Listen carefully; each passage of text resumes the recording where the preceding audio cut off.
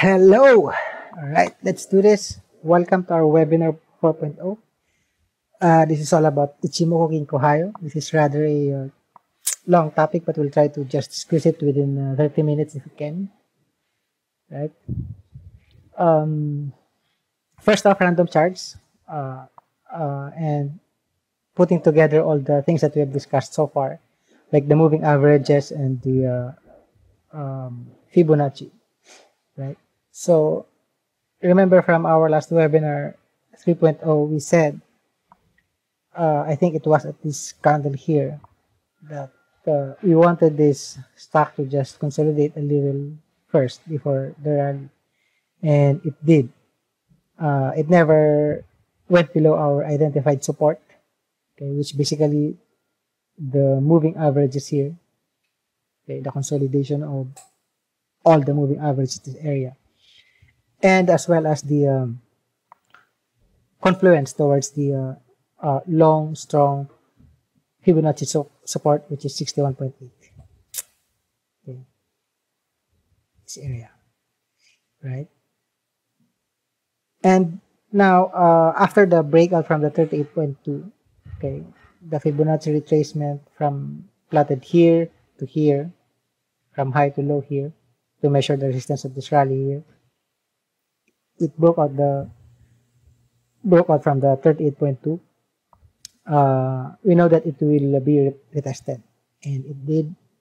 And if you weren't able to enter here, you should have entered already here. Okay. This 38.2 here is a part of the long Fibonacci, part of the 61.2 here, which is also good because the price also broke out from that 38.2.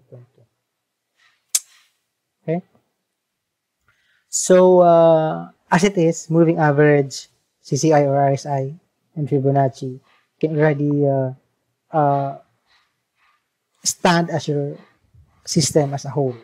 Okay, if you don't like the Ichimoku that we will discuss later, fine. You can already make use of this and make this as your primary setup. Okay. Alright, Ichimoku Kinko. This was developed by Goichi Hosoda from Japan. Alright. This literally translates to one glance equilibrium chart. Okay. Ichimoku Kinko basically is one glance equilibrium chart. So that in just one glance of your chart, you'd be able to identify already if it's bearish or bullish, or if there are entries or potentials. Okay. It is also a trend trading system used for trend following, much like the moving average. The only difference is that Ichimoku has features that is in comparison to moving average is lagging. Okay. Ichimoku has features that is what do you call this? I forgot the term mamaya. Pero mas maganda siya kaysa sa moving average kasi advanced siya, nakikita mo yung or leading. Okay, this is leading in comparison to moving average that is lagging, right? All right, let's discuss the 5 components. But even if you're discussing it individually, again, we read it as a whole, right? Don't make your decisions, your entries or sells, based on one of these components. Okay, you should consider all the components before you make the decision. All right. So let's look at the Chico span here. Okay, basically this is the closing price. Okay, shifted 26 days back. Closing price here shifted 26 days back. Now there are some traders that totally remove CS from their charting analysis, but for our purposes we will retain it. Okay, because this plays important role as well. Okay, like for example, you can draw trend lines here, support and resistance. Okay, much like the way you would draw in your candle here. And also, like for example here, okay, the breakout here could have been an entry. Okay, the breakout here could have been an entry, but your CS is still trapped inside the cloud, trapped by the span B here. So, hindi din siya diretso. Okay, look at it as if the CS is your helicopter tail or chopper tail, right? So that it cannot take off. Okay, it cannot take off because your tail is trapped. Right? So might as well move it a little farther over here, this area. When it broke out, your CS is already free. Okay? So, yun yung isang purpose ng CS. Kaya kailangan natin siya. Right? The line here, the red line here is the Tenkan-sen. It's basically the highest high plus lowest low ng candles, 9 days period. Or parang moving average 9 days. Okay? The only difference is that moving average is just considering the closing price, while Tenkan-sen is yung high and low niya kasama. Right? So kung magpa-plot ka ng MA9 here, it will have a small difference. Pero most probably ganun din yung tatakbuhan. Right? Kijun-sen naman is highest high again and lowest low, but 26 days period naman. So parang kung moving average naman, moving average 26 days. But again, the difference is yung highest high ng candle at lowest low. Okay, parang in-average mo yun. And then average 26 days. Yun yung Kijun-sen. Right? Cinco span A, that's your parang mint green lines there, is your TS plus KS over to shifted forward 26 days. Or at current price, ito siya, 26 days. Right? Cinco span B naman, yung parang purple mo na lines below, ito, above, and then ito below, is highest high, lowest low ng 52 days. Okay? So parang moving average 52 days. Shifted naman siya 26 days forward. Ito siya at current price. Right? Now, in a bearish Kumo, okay, by the way, 5 span A and plus 5 span B comprises the Kumo or the cloud. So, ito na yung Kumo mo or cloud. Right? And then, in a bearish cloud or Kumo, nasa ibabaw yung 5 span B. Nasa ibabaw. Kapag bullish naman, nasa baba yung 5 span B. Right? And inversely proportional dun sa 5 span A. So, pagka bearish, nasa ilalim yung A. Pag bullish, nasa taas naman yung A. Okay? Yeah. Alright. So, let's discuss some unique features of each components. For Kijun-sen, the blue line, right, it has a rubber band effect. Okay? So that even if the price goes too far from it, there will come a time that it will revisit that Kijun-sen, especially if it becomes flat. Okay? Yun yung rubber band, inihira niya papunta dun yung price. Okay? Same as here. So, as mentioned by the master Ichimoku himself, look at these three as if they are family. Okay, walking in a park. The candles or the price is the kid. Your Tenkan-sen is the mother. And your blue Kijun-sen is the father.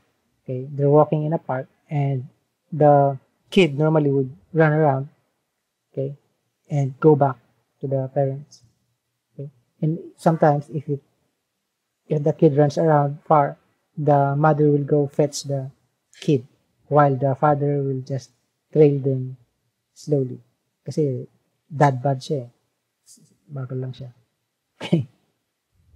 Right? So, ganun siya. Now, in addition to that, we can also add the Kumu as their home base.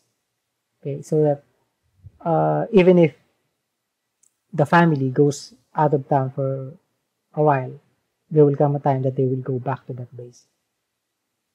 Right? Ayan. Again, the feature of the Kijun-sen and the Cinco-span B, okay, when they are flat, there's a tendency that they will be pulling up the price. Okay, if this price goes to that level here, gets pulled to that level by these two, medyo dalawa sila, so medyo powerful yan. That's correction, okay, price correction, where it corrects back to the equilibrium or to the balance.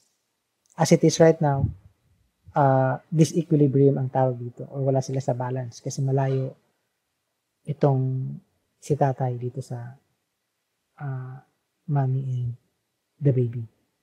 Right? Disequilibrium to. So, it's either price correction, the price of the mommy moves towards the Kijun-sen, or time correction, the Kijun-sen drops papunta dito sa level ng price and Tenkan-sen. Okay.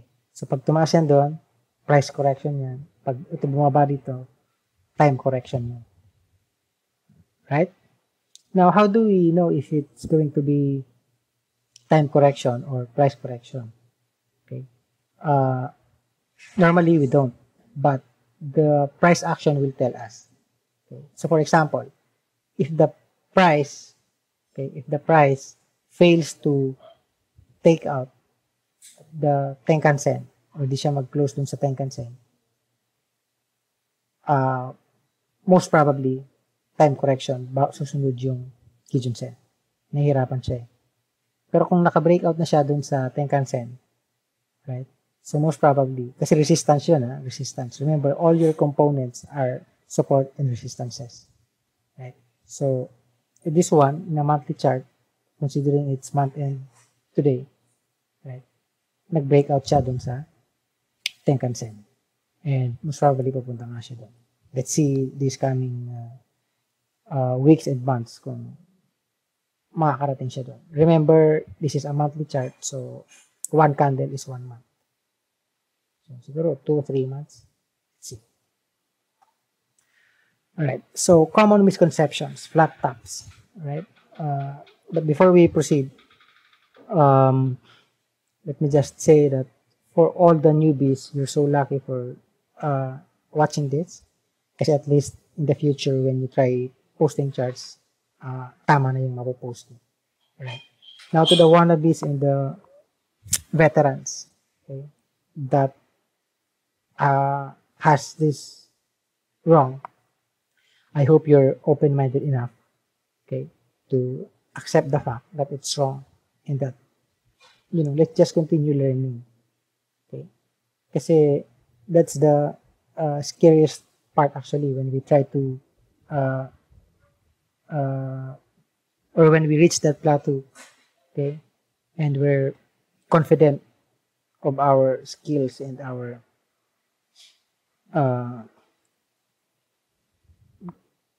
parang yung overconfident ka na dun sa skill mo, okay, and you reach that plateau, okay, magiging stagnant ka na dun, and it will be just a matter of time before another newbie comes in, regardless how many months or years that newbie is, for as long as that newbie is willing to learn and absorb everything, it will be just a matter of time na maunahan ka niyan.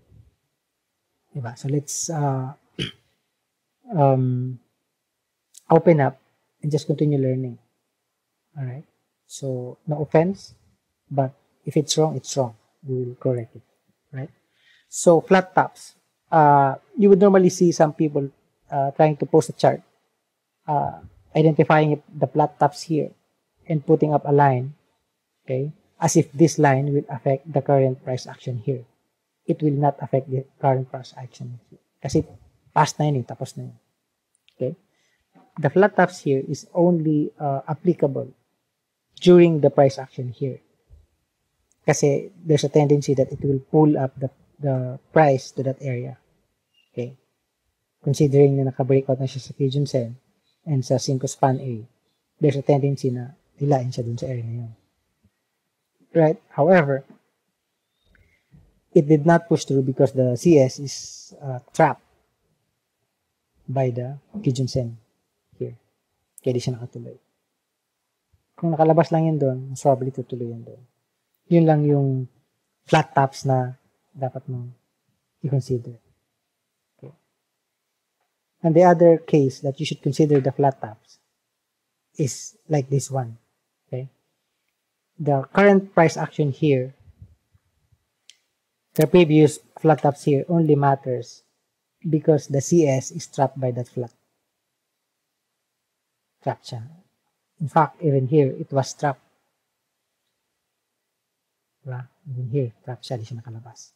So, yun lang yung consider mo siya sa price action na to, sa current price action na to.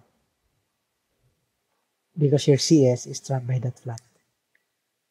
Otherwise, wala na yung relation sa current price action. Tapos na yan. Right? Okay, so here's a perfect sample of the flat tops. Right? Ito mga around January ata to, and we traded this one actually. And we comfortably sold this stock at this area accurately. Right? Why? Because we know that the primary trend is downwards and the price is still below the cloud, and this will be just a technical bounce. And that these flat tops here, even if the price breaks out from it, it will be a fake kasi it's flat. Okay? So, yun yung isang feature ng flat na 5 span B. Right? Fake ang breakout ng price sa 5 span B. Later, meron tayong slide for that. Right? Alright. Each components as support and resistances. Right. So, like this one. Okay? Resistance. Tenkan-sen resistance. All the way. Breakout, napunta sa Kijun-sen, breakout din. Okay? And then, nasa Kumo na siya. Okay? Now, Kumo, the thicker the Kumo is, the stronger it is as resistance. Or as support for that matter. The thicker it is, the stronger it is. Right?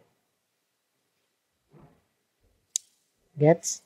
Also, the CS, okay, yung Chico span mo, resistance niya yung price, yung Tenkan-sen, Kijun-sen, and the cloud. Okay? So, yun, track si CS mo somewhere here. Yeah. Yeah. Another misconception, TK cross.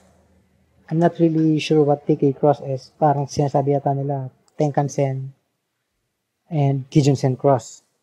Okay? So, that is not our buy entry as far as we're concerned. Okay? For example, here, there's a Tenkan-sen and Kijun-sen cross. Yet, nothing happens. Hindi siya nag-rally, whatever. Diba? So, hindi yan ang entry natin. Right? Hindi TK cross, whatever. Kalimutan mo yun. Hindi yan. Alright? So, ang entry natin, when do we buy? Okay, number one, the price should break out from the cloud. You must have a bullish future Kumo, cloud. And your CS is free. That's our ideal entry. Okay. Here is a sample of bullish Kumo twist, in which the cloud changes from bearish to bullish twist. Okay. So, breakout, nagkaroon ng twist, CS is free, buy. It's as simple as that. Okay. Ultimately, this is your guidance. Dapat present yung tatlo na yan so you can confidently enter the trade. Of course, look at your other indicator, the CS. The CCI. But most probably, if you back test this one, I think, ano ba to? MRC yata to. Or MCP. MCP yata to. If you back test this, I'm sure the breakout here will have a CCI 100 breakout as well. Right? So, yun yung entry mo. But watch out, there are head fakes breakout or fake breakout. Okay. And it happens kapag ang breakout is in a flat top Kumo or Kinko span B. Right? And your CS as well is not free. Well, you have a bullish future Kumo here during that breakout, but it's not this one is not free. And you have a flat. Basically, two reasons that gives you conviction that it will be fake. Same here. Bearish future Kumo. Trapped. So, wala. I remember some people were hyping this at this price, saying this will go to 4 or 5. Well, I hope they already cut when it broke below the Kijons in here. Otherwise, I think nasa 1.45 na lang yata to. They're already 50% down if they haven't made the cut. Right? Now, there are also other entries depending on your risk appetite. Like TS breakout. If you're a high-risk trader, you buy it. Right? KS breakout, medium to low, you can buy it. But the safest one is during the Kumo breakout, with all the three things we discussed earlier present. Right? CS is free, bullish future Kumo, and price breaks out from the cloud. Yun yung safest na entry mo. Right? But this one as well is a strong entry, KS. Right? But take note, TS and KS breakout is weaker when it happens below the cloud. Okay? When the price is below the cloud and then nag-breakout sa TS and KS, it is weaker. It is a weak buy signal in comparison to when that cross happens above the cloud. Right? Now, when do we sell? Number one, predetermined target, especially for technical bounce like this. Ayon. Right? That's why some people say we trade like parang manghuhula daw.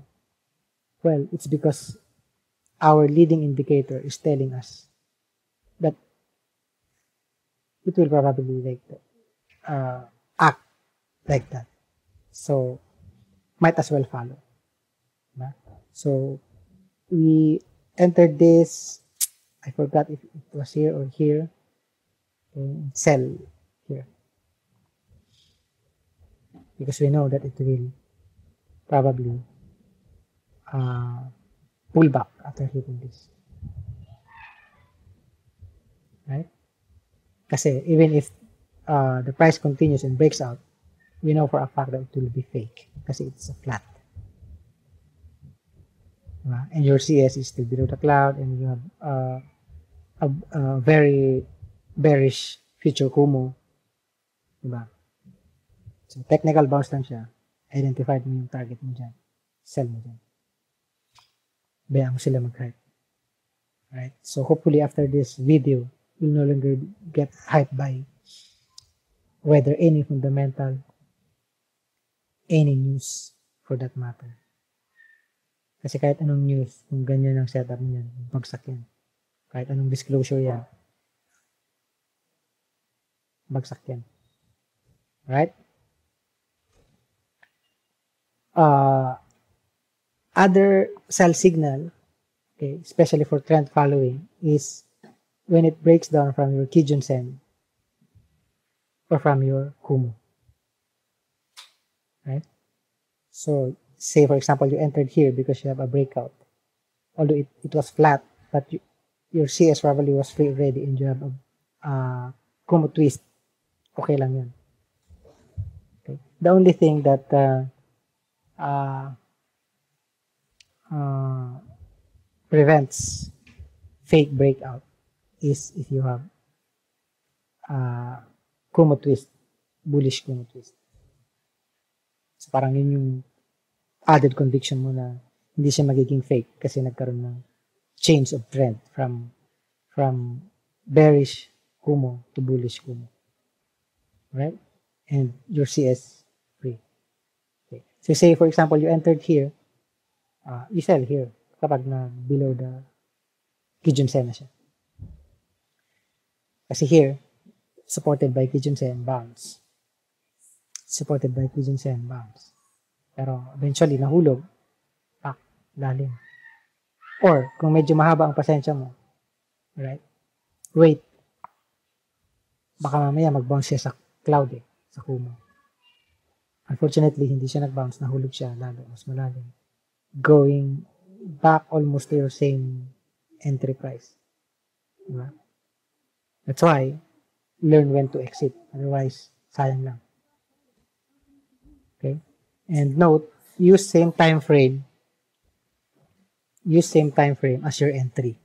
Okay? So, if you entered on a daily, okay, your exit must also be on that same time frame.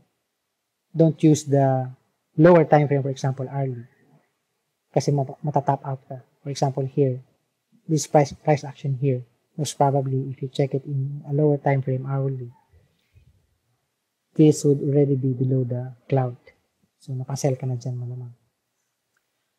And also, don't use weekly or the higher time frame. Kasi most probably, even if nahulog na siya dito, in your weekly, bullish pa rin siya.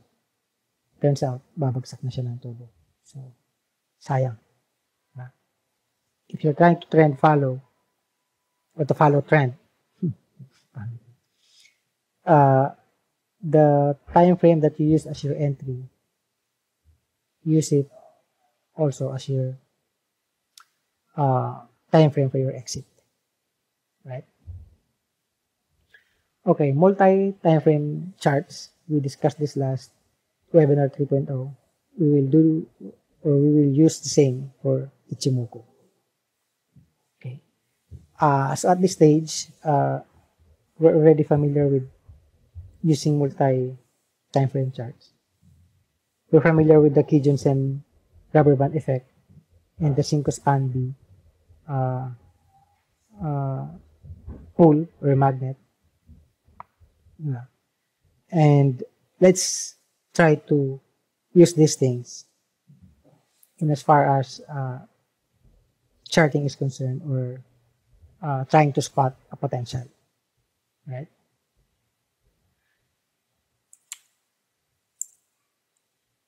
Okay, so let's use BHI. Okay, so we say we use the higher time frames, quarterly or monthly, for potential.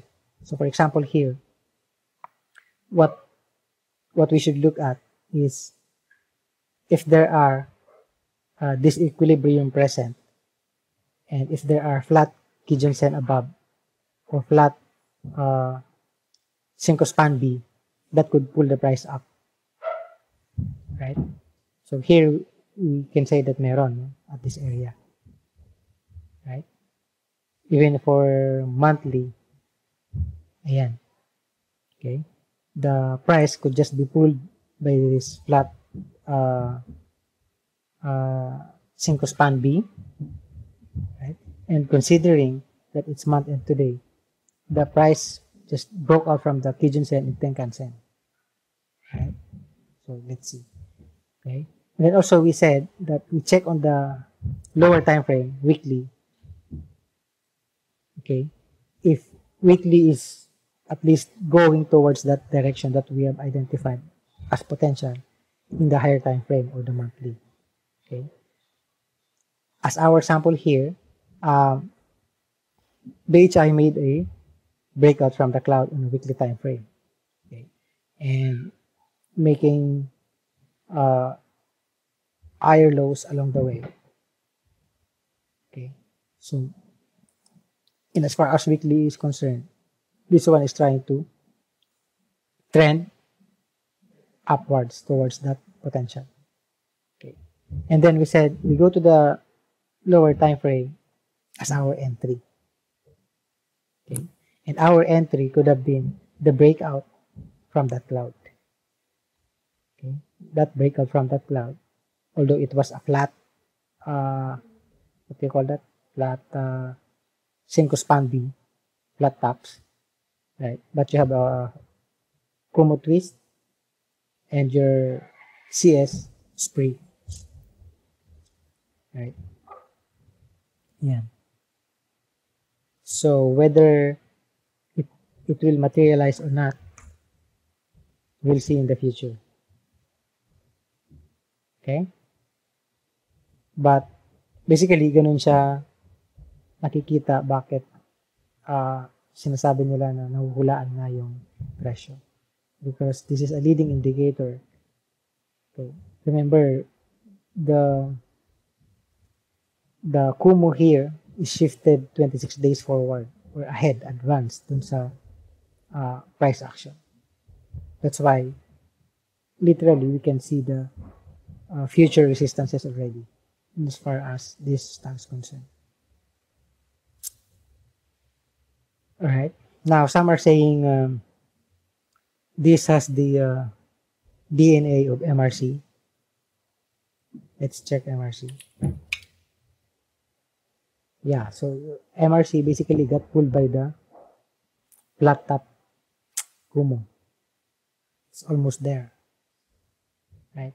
After breaking the Kijun-sen, Tenkan-sen, and your CS got free, diretso siya. So, who knows, maybe. Okay? In the same manner,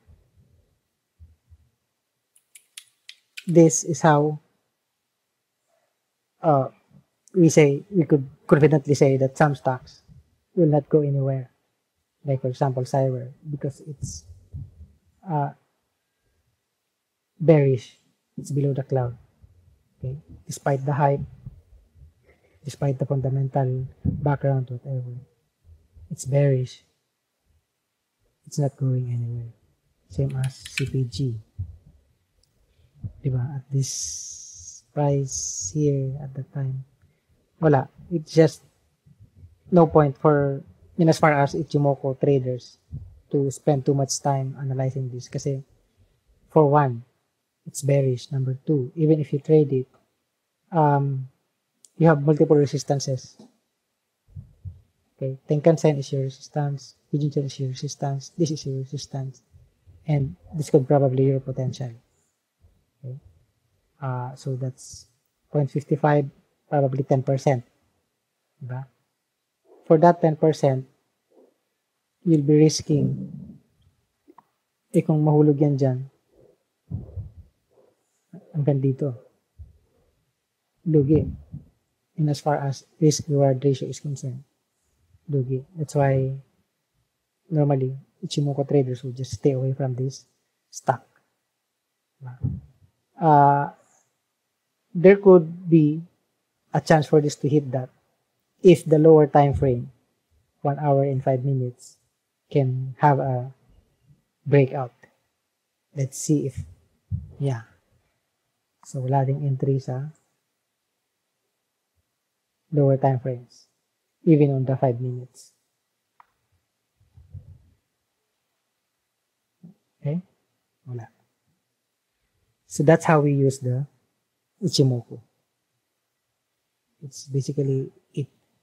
The only thing that's lacking now is your discipline to follow it.